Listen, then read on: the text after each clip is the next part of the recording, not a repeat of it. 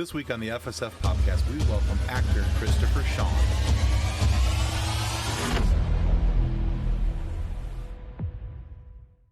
Hello and welcome to the FSF podcast. I'm Tim. I'm your host, and of course, Kathleen is here with me. And we're very excited today to welcome our guest. He's an actor that you've seen on screen. You've heard in productions that he has lent his voice to. Maybe you know him from Hawaii Five-0 or Days of Our Lives.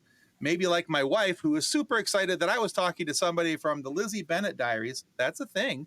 Or you've heard him on Star Wars Resistance or the Gotham Knights video game. That's where I knew him best from. Anyway, that's why we record these and we edit these, because that's awfully early for a Zerbert. Oh, yeah. Anyway, we are so happy and almost able to get the words out of our mouth to welcome Christopher Sean to the FSF podcast. Welcome to the show, Christopher. It's an honor to be here in the FSF podcast with the coolest people, Tim and Kathleen. Wish you were here, Ben, but next time, buddy, next time. Definitely. See, he thinks we're cool because he hasn't actually talked to us yet. Give him time. Give him time. He'll join the rest of them. Anyway, so Christopher, it's not often that we get an opportunity to sit down with someone who's played a spy and, truth be told, the best known pilot in the galaxy. So we're kind of excited about that. So in Star Wars Resistance, you gave your voice to Kazuda Ozono, or also known as Kaz, which was the first way that I got to know you, because I'm a little bit of a Star Wars fan, just about that much. Yeah. And so, my arms don't go far enough. No, they do not. No, they do not. So anyways, I always love talking to anybody who's had anything to do with Star Wars, and I always want to know, what was their entry point into the Star Wars fandom, and what does Star Wars, being part of Star Wars, mean to them personally? Them as in me. Okay. Yes, as in you. Yes. What does it mean to you personally, and where did your entry point into the fandom begin? The earliest recollection I have of Star Wars in my life was my father telling his bedtime stories in the voice of Yoda and Chewbacca. And he would run back and forth from the doorway as he was fighting 100 ninjas on this side and 100 spies on that side. And he was, he was always a character. So for me, watching cool. Empire Strikes Back, that was my entry point. And that's why it means so much to me, because it's very familiar for me. That's awesome. Your dad already sounds like the coolest person ever. Like my mom and my dad, they're awesome. Yeah. That is really cool. I got to go complain to my mother now that she never read me bedtime stories in the voice of Yoda. What the hell, Mom?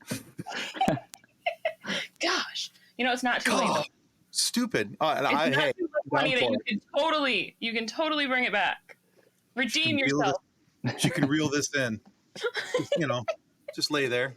Tell me a story, Mom. I'll be all for it. You're never too old for a bedtime story from your mom. No, absolutely not.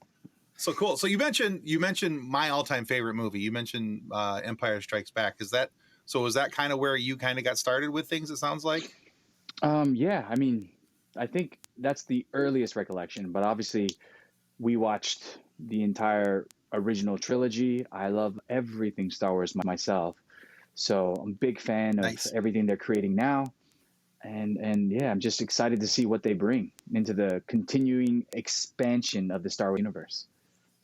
Yeah. Nice. I thought it was kind of cool that, so there's been a lot of characters. Obviously, there's a lot of characters from the Resistance era show that were in the sequel trilogy era, but I thought it was even cooler that with this last Ahsoka show, there was, the person who would be your dad, Hamato Ziono. Yeah, Senator Ziono. Yeah. And I was like, as soon as they said the name, I remember I had my head down. I was looking at something. I was like a deer hearing a twig snap. My head shot up. I'm like, that's Star Wars Resistance. And my wife's like, yeah, so? I'm like, that's Star Wars Resistance. That's the thing. You're supposed to be excited, Shayna. Exactly. I was excited. So I thought that the excitement would translate over. It did not. No, but there are those who share that same enthusiasm and excitement, and myself being one of them. That's cool. Yeah, I think it would be kind of cool now knowing who we know, who Kaz is and everything. I would love to see him make a live action appearance because of everything that's kind of going on. And I'm not asking if you know or anything along those lines. If you do, great. If you don't, that's fine too. I'll live in my own little dreams and fantasies over here. But I think it'd be really cool. Kaz is one of those characters that I would love to see make the leap from the animation to live action. But yeah, he's one of them. Another one that I was kind of hoping would make that leap. As a matter of fact, somebody we talked to just the other day, Jason Spisak, who played Lux Bonteri in the Clone Wars, and I was kind of hoping that he's got another person that I would love to see, Lux make that jump, but it never happened. But I don't know. I don't think it's too late for Kaz, though. Definitely not too late for Kaz. They're still doing prequel era stuff, and they're especially in the era of Ahsoka leading up to the prequel era. It'd be kind of cool. I think it'd be fun. I mean, I'm never against working with Lucasfilm. Never against working with anything Star Wars. I've always been a fan. Always will be a fan, and I'll always be a supporter of what they produce. That's awesome. Nice. That's such a wonderful thing to hear from a Star Wars fan too. Like it's so refreshing to hear that, because usually it's I like Star Wars, but I don't like this. No, just yeah. I like the refreshing. I'm going to be supportive of what they do. That just I watch it all. I mean, there's parts that I nitpick a little bit here and there because I'm me, but I don't have a problem with any of it. Essentially, I mean, I'll sit down and watch it all. Matter of fact, I just restarted my rewatch. So I think it's easy for anyone to say, I don't like XYZ, and they can come up with any reason as to why they don't like it. Sure. I think it's difficult to change that mindset of a person who feels that way. And I feel bad for those people who feel negatively about so many different franchises. However, I'm a big fan, like I said, of the Star Wars universe because it's helped create who I am. My creativity, my imagination has flourished because of this franchise. And so it's all of Hollywood. But for me, again, it's very easy to be negative. It's hard to stand by a franchise that's being kicked when it's down. And I will always stand by that franchise. In fact, I will safeguard it and love it and protect it like a ravenous dog who loves his owner. That's just me, because again, I will always be truthful and loyal to those who have helped me and my family. Awesome. I love that. That's fantastic. So much. So typically Tim starts our interview with I want to get the backstory, because that's what he does. He likes backstories. We're nerds. Backstories are what we do. So getting your backstory a little bit, Christopher, what is the origin story of Christopher Sean? What got you into acting and got you to where you are now? I was first born on the FSF broadcast 22 years ago. No, I'm kidding. No, no. So for me, my father was in the Navy, and my mother's Japanese. And my mother is Japanese. My father was in the Navy. My father would be deployed on the USS Midway, USS Tripoli, and while he was deployed, he would record himself reading us books. And my mom would receive the old school VHS tapes, and she'd pop them in, and there would be my dad on TV reading us books. And it was simple stories, and they were cute. And my dad would be like, "Hey, Christopher, sit down." I was like, "How do you know I was standing up?" So for me, that is kind of the memories that I cherish, that I remember. My dad's so cool. He's on TV. I want to be like my dad.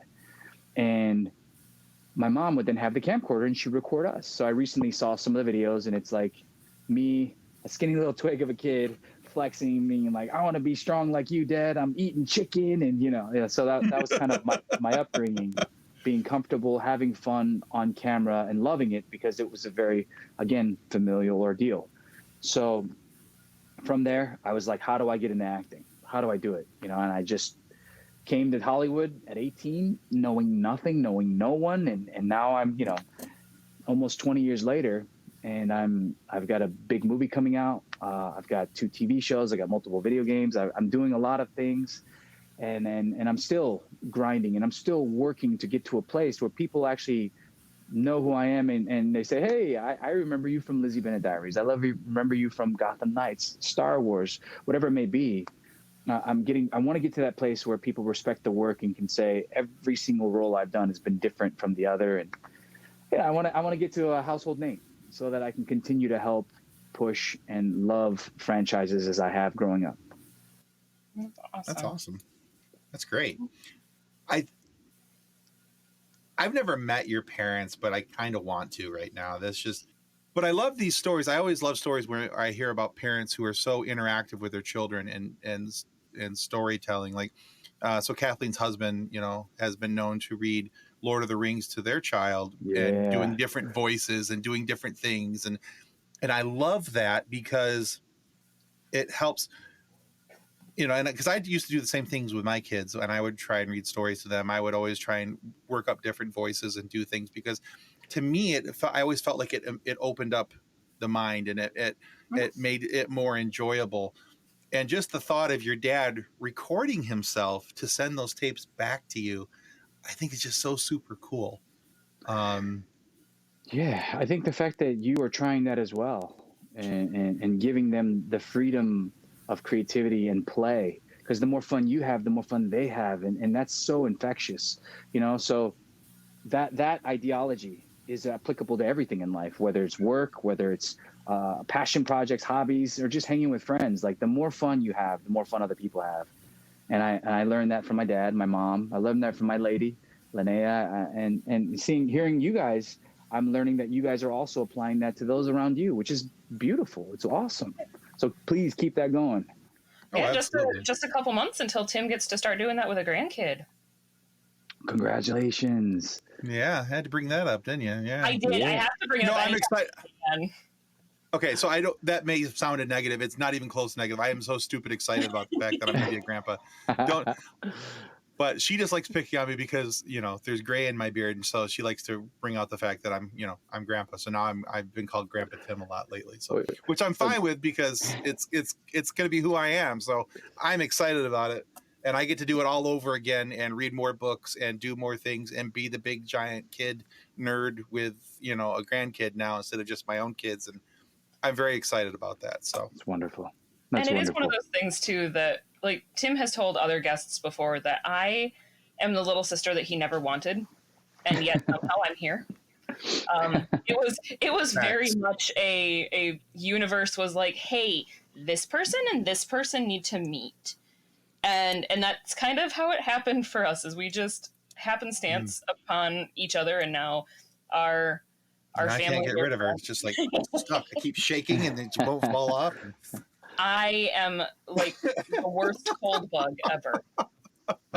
You guys are opposites attract, so it's wonderful. You guys are chemically bound. I love it. It is so funny though, is then like his wife and my husband, when the four of us are together, and John and Shayna just look at each other and look at me and Tim and look at each other, and I'm like, sorry. We realistically could be related. It's scary. It's so, all right. So, Christopher, going from Star Wars to the DC universe, we talked about this in the preamble about Gotham Knights. You gave voice to Dick Grayson and Nightwing. Now, I love that game. I thought it was a lot of fun to play. Reminded me a lot of the Arkham games and the gameplay style and just, yeah.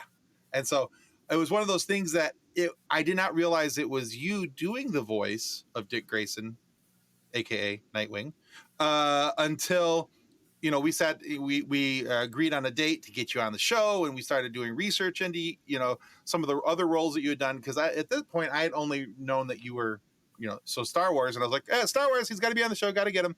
And then I found out about this. So yeah, really enjoyed that. So the question I have for you about that, though, is that several actors that we've talked to who have done both voice acting and video game voice acting have noted that there's some differences in the way that the job is framed up, how they actually execute the work. So my question is, do you enjoy one avenue of voice acting more than the other? Do you prefer animation style acting over video game acting, or do you find one more challenging than the other? I think every creative endeavor has its own challenges. I think my job is to show up and make sure that, A, I'm a professional. I make sure that I knock everything out with ample amount of time left over. But B, I also try to make sure everyone has a great time. And my goal is to make people laugh, make people feel better about themselves, and make people know that they made the right choice with me.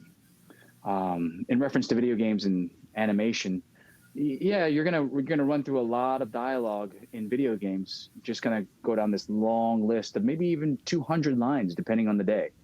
While animation, you're gonna be working something similar, but more so scenes as you run through and you find the ups and downs and where's the growth in the scene, and you work directly with the directors in that aspect. So Right. yes, there's differences. However, I like the difference of the day. I enjoy, again, I like when things are thrown at me. I like juggling multiple things. I like feeling like I'm kind of in the mix of a million things at once and just being the eye of the storm. That's just kind of my happy place. All right. Well, that's a fair answer. It Yeah, is. because some of the other actors that we've talked to have mentioned, they preferred. Well, it's different now with since COVID with voice acting. Because a lot of people are doing it from home. They're not necessarily recording in a studio anymore. Some are getting back to studio recording. But when it comes to video games, they were recording their lines by themselves. They're not feeding off of another actor. They're not getting the bounce back. There are times, though, in animation when you're not working with another actor. Right. You may be working with the director, but that's still the same as the video game. The director will lead you in and you say your line 3 times, and or vice versa in animation. So again, it's all different. I was just in the studio recently for I can't say for what, but I was getting ready to say we'll add that. So yeah. But I'm working with some amazing top tier talent, and the director, they'll have you read a line and then it'll be quiet for like 5 minutes sometimes. And you're like, what is going on in the booth? But they come back, they give you a couple notes, you change it up, you try different things. For me, I always go 2 for them, 1 for me. 2 how they want, and then 1 I just kind of sometimes ad-lib the line or look for what they're feeling or add something different to spice it up a little bit. That reminds me of something Catherine Tabor said to us about how she finds herself always kind of ad-libbing a little bit at the end of the line, putting a little bit something extra, putting her own spin on it, putting herself into the role, into the line, so that she feels when she watches it back or hears it back, that she feels like she contributed more than just her voice. I agree. Cool. I absolutely agree with that. I think it's important. I mean, your voice is everything, though. Not to negate Catherine in any way, but I mean, her voice is the soul of the character. And to add an extra spice to it, that's wonderful, because it gives it flair. It gives the artists more to play with. Even the writers, it inspires them. So I love what she's doing with that. But imagine replacing Tim with a different host or Kathleen with a different host. It's not going to have the same pizzazz, because your voice and your personality is what brings the show to life. I have pizzazz. That's all I heard. I'm okay with that. Hey-o. I got pizzazz. Oh, goodness. Can't wait to tell my wife. I'm walking, hey, baby, I got the pizzazz. Hey, anyway. And do the finger. Hey, the pizzazz. Oh, she don't even know. All right. Christopher, looking at some of the things that you've worked on, you have had the chance to work with some incredible people throughout your career. And I was actually looking at your Instagram today just to get more of a feel for who you are as a person before I talk to you. Stalking. Research. Yes, I'm sorry, research. Thank you for that. I appreciate it. Back on it. It's not stalking. Research. And as I was scrolling through, I realized you got to work with one of my favorite actors and Hollywood legend, Dick Van Dyke. Like, that is incredible to me. I would be an absolute puddle and completely forget how to human. But just for my own personal curiosity, is he as amazing in person as he seems like he would be? There's an old saying, never meet your idols. And he is not that in any way. He's amazing. He was everything you wanted and more. He comes to set and we're all doing our COVID test to make sure everyone's safe. And as he walks in, he's tap dancing, 97 years old, tap dancing and singing. And it's bright and early in the morning. I don't even know if the sun's come up yet. but yeah, so I was so excited to see him as he's singing, he's dancing, and I just watch him walk by, walk forward, and I kept like, anytime anyone brought up a song, he would just go right in the song, and people are singing with him, and I was kind of like, spoonful of sugar, chim chimney, trying to get him to sing like the classics. But no, he was incredible. We sat next to each other. He held my hand, and he was like, at times, he's like, this soap opera world, man, it goes fast. I'm like, yeah, but you know what though? It's as fast as you want it to be. We're gonna take our time. We're gonna make sure you look amazing. And he was like, let's go. He's just such a great person. Love him. And I love the Days of Our Lives. I love the Days of Our Lives cast. I love the producer. I love everyone at Days. They gave me my first contract in Hollywood, and I'll never forget that. And I'll always be loyal to them. Yeah. That's awesome. I follow Dick Van Dyke on Instagram as well, and the number of times that he's singing and dancing and tap dancing, and I'm like, you are nearly 100. I don't have that energy on a daily basis. That is incredible. And then watching the CBS birthday special they did for him, and I'm like, he's just amazing. Yeah, I've seen so many things with him over the years where different people have expressed similar thoughts as to what you just did about him, where other people have used that quote as well about don't meet your never meet your idols, and Wow. but they're like, yeah, not with him, meet him, you definitely want to meet this guy. And he just seems the term that I heard expressed about him recently was grandfatherly, but in all the best ways. Absolutely. He's jovial. He's so optimistic, so loving, and it's a lot of work to be happy. It's a lot of work to just live life, right? But Right. It's a choice that he makes to show up and make every single person around him feel better. And that's influenced my choices in life. I want to be that person that spreads that love, that light, that joy. So I'm like, Yeah. I want to be like Dick Van Dyke in my life. I want to make people feel amazing like he does. Yeah. So if you ever have the opportunity to meet him, he's 98 now. Do it. I want to. Yeah. So badly. That'd be really cool.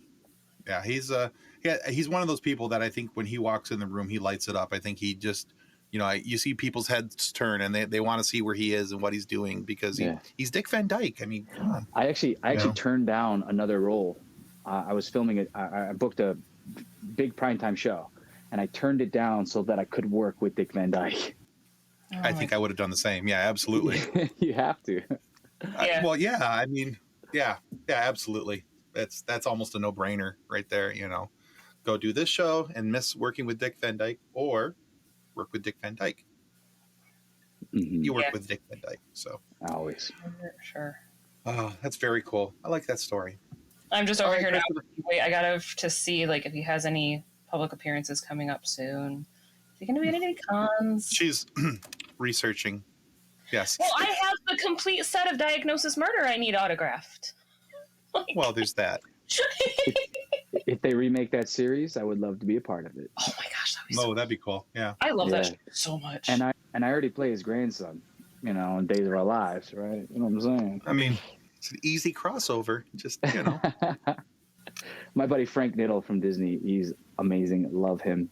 And he always says that's a series they got to remake. And so actually we've been talking about Diagnosis Murder, which is hilarious that you brought it up. That is so fun. Well, yeah, I guarantee you have one instant fan right there. Yeah. StreamYard is backward. You're pointing the wrong way. Well, I'd hope that viewing on Instagram has made you like me some. Definitely. So I appreciate that. Thank you. All right, so Christopher, if I don't ask you about the Lizzie Bennet Diaries, I may not be able to return home this evening because my wife and my daughter both are fans of that web series, and they're huge Pride and Prejudice fans, of which, of course, the show is based off of. So when I told my wife, I said, we were talking about who I was going to be interviewing and everything, and I said, his name is Christopher Sean. She goes, okay. She goes, who's Christopher Sean? And I just pulled up your picture. She's like, oh my God, that's Bing Lee. She's like, that's Bing. I know. She's like, I know who that is. So yeah. So what kind of research did you have to do to prepare for the role of Bing, since he was based upon, of course, of Charles Bingley from the original works? You know what? Actually, funny thing was, I was up for Magnus Bane in The Mortal Instruments, and I had met with Harold Okay. Jort, the director. He directed The Next Karate Kid with Jaden Smith and many big properties. And I thought, oh my gosh, I'm going to book this. And as I was leaving, I got great notes. It seemed like, everything was good to go. Fireworks, everyone loved me. Leaving the director session for the feature film. And I left and I got a call. There was like, hey man, you still have this audition for this YouTube series. If you're interested, the team's amazing. Bernie Sue and Stuart and Jen and I can't remember everyone's name at the moment, but these producers are phenomenal. So I said, I'd absolutely love to try it. Let's just go in and have a good time. So I went in and I didn't know much about the show. I just studied the character and got a feel for, just from the writing alone, I got a feel for what this character should be like. And I worked hand in hand with Bernie Sue, who's an amazing producer. And he was, and the writers Jay and so many other people that are involved. I'm drawing a blank. Harry Green. Anyway, he's the executive producer. Hank Green is amazing. So the entire team was extremely supportive, and they kind of held your hand as they were like giving you ideas of how to play the character. They really let me play a lot in that realm, and my co-star, phenomenal actress. She was also on Big Bang Theory. I'm drawing a blank. I'm sorry, but just a great team, great cast, great directing. And I really didn't do much research outside of read the lines and really just come in prepared. And I was malleable for them to create what they wanted through me as a vessel. Okay. So, considering that this is based off of a period piece, Pride and Prejudice being a period piece, is that something that you think you would be interested in looking into in the future if another format of this type of show, but as a period piece, was to come around? I think so, yes. And reason being yes is because I'm half Japanese and half white. How many period pieces have you seen where there's multi-ethnic people? For me, the lack of diversity in those pieces, and when America was built upon, the backs of minorities, and everyone's immigrants, like, we should have more representation throughout the history of America, as well as the history of Europe as well, because there's a lot of minorities, not just one particular race. It's a multi-ethnic, it's a melting pot of diversity. So yeah, I would love to have that, to continue to give kids who don't have role models, give kids who, like myself, I grew up and I didn't have anyone that looked like me. So I always felt like, well, I don't fit in. No one's going to think I'm cool. No one's going to think I'm attractive. No one's going to like me because no one sees it on TV. So when they meet me, they go, what are you? Or they hit racial slurs or whatever it may be. But if someone like myself is portrayed on television, these kids who are multi-ethnic, they say, hey, that's me. Hey, he's cool. Or, hey, oh my gosh, I have representation. Now I matter. And so I'm trying to reflect that in the everyday life to help change lives through media into the everyday life. Excuse me. No, I think that's great. Especially the last couple of years, we've seen a bigger push for these things, and I think that's fantastic. My favorite thing, speaking about representation for those who maybe not see it as much, when the last Little Mermaid movie came out, The Little Mermaid, and they were showing. They were they were showing little girls watching the trailer for that.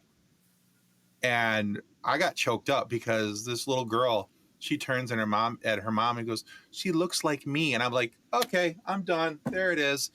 I mean, that to me was so powerful and just so moving that it was able to affect somebody to that level. Because, growing up, the blonde haired, blue eyed Irish boy down the street, I really didn't have that problem. I could throw a stick at Hollywood and find somebody who looked like me growing up. So that wasn't the problem. So I never understood that. But having an opportunity to watch it through somebody else's eyes and see what the importance of that is, I think it's fantastic. So if that can be continued in any way, I think by all means, we definitely should. Mm-hmm. Definitely. I need to watch that Little Mermaid movie still. I haven't done that yet. You have the prime audience for it in your home. I do. I do. I have a 5-year-old little girl, and we haven't watched it yet. Who thinks She watched the mermaids are trailer. awesome? Well, we watched the trailer, and she thought Ursula looked too scary. So, Well, I mean that that was the point of Ursula. So I mean, right? mission accomplished. Right. Which I think is funny because I'm like, but it's Melissa McCarthy. She's not scary, but she is Right. at this point. So, oh She's doing her job. She is. So, through all of the jobs that you've had, bouncing between all of the jobs, you are a very, very busy person. And fatigue is something that we all battle against, something that we all have to deal with. So when you aren't working, what do you do to recharge your personal batteries? I like to play video games. I like to, actually, recently I've been reading some awesome books. But video games are a lot of fun.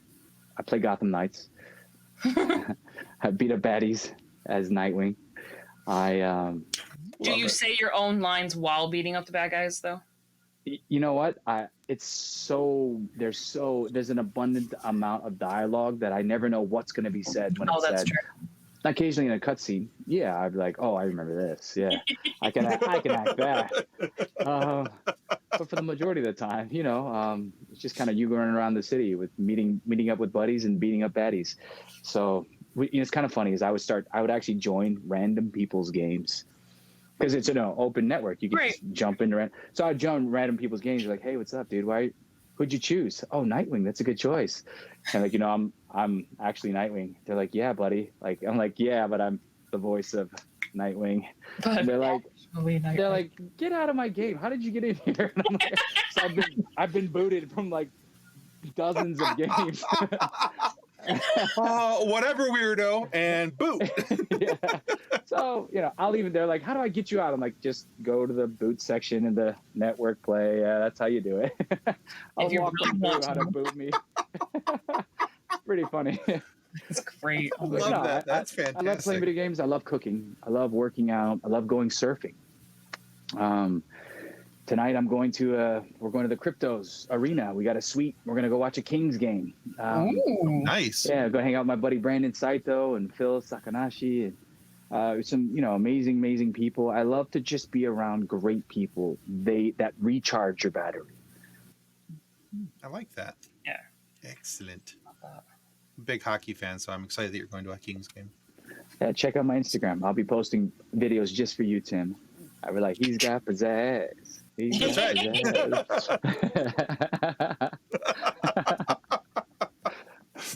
Oh, I love it. Well, I assumed it was the LA Kings and hockey, not Sacramento Kings in basketball. So, but it was just an assumption that played out for me. Whichever Kings it is. Whichever Kings it should be, but I'm more excited that it's hockey. You know what? I don't know what my buddies invited me, and I was like, yeah, I'll come out. So it could be, I don't even know, but you'll see. I'll find out when you find out. There you go. Okay. All right. Well, let's hope it's hockey hockey. Anyway. All right. So, Christopher, we're at the point in our little talk through here where we like to ask you what we like to call our silly question. So, Kathleen and I started asking this question of our guests because we feel it's a shame that at a certain point in life, people just stop asking you this question. It's like they don't even care anymore, and we think that's rude. So, Christopher Sean, what is your favorite dinosaur? That's a great question. I love Littlefoot, little baby Brontosaurus, but I also like Ducky. Trachiosaurus. I like Spike because the way he eats those leaves, amazing. And I'm talking all Land Before Time. I don't know if you guys know this or not. I'm picking up on it. As soon as you said Littlefoot, I felt my heart break all over again. Yeah, I'm like, too soon. I'm a big Tree Star fan. Yeah, I mean, I don't know. I mean, I loved Meet the Robinsons T-Rex. My head's too big and my hands are too small. Big head, little arms. I don't think this plan was so well thought out. I've always loved Stegosaurus with the spiky tails. I used to have those. Nice. I've always loved Brontosauruses just because they're so tall. They remind me of elephants and giraffes. and mountains all put together. That's a good question. I don't know, but I like mammoths. I like Sid the Sloth. You know, I don't know. I'm a lover of Sid the Sloth. the Jurassic area. Remember this one? Clever Girl. Huh? Remember that? Yeah, I mean, dude. raptors, velociraptors. I've had nightmares of them, but they're beautiful now. The concept of them. Right. They're basically chickens, right? Running. They're like. Yeah. Yeah, they just made them bigger for the movies. Yeah. They weren't very scary as chickens, but they're scary in the movies. Yeah, I like T-Rex because they're a family. They're mama and papas, and they have the baby eggs, and they raise their babies. And even though, yes, they are meat eaters, they're still beautiful. They're family. Very cool. That's awesome. You know, Christopher, we have enjoyed so much having you on our show with us tonight. Where can our viewers and our listeners go to find out more about you and your work, and wherever else they should, stalk you? Well, research. Feel free to research. Feel free to check out my Instagram at Mr. Christopher Sean, just my name with a Mr. I post basically daily. I put words of the day to inspire learning. I put the hour of power to inspire and motivate those to continue to push and better themselves physically and spiritually and mentally. And then I post kind of my daily happenings throughout my story. If I'm doing cool things or fun things, please check out my Instagram. And there I'll post to my Facebook and my Twitter. Occasionally I post on X. Don't do that so much lately. And I do have a TikTok, but that's more for like television viewing purposes. I just enjoy watching TikToks. I learn about diets and I learn about different shows and directorial and DP work. And yeah. Awesome. Well, we will. Very cool. Yeah. We're going to definitely link your socials so that they can follow you. They can see what you're doing because you got some fun stuff. Yeah. Well, can I tell you about my project I'm working on right now? Please do. Yes. It's called Ultraman.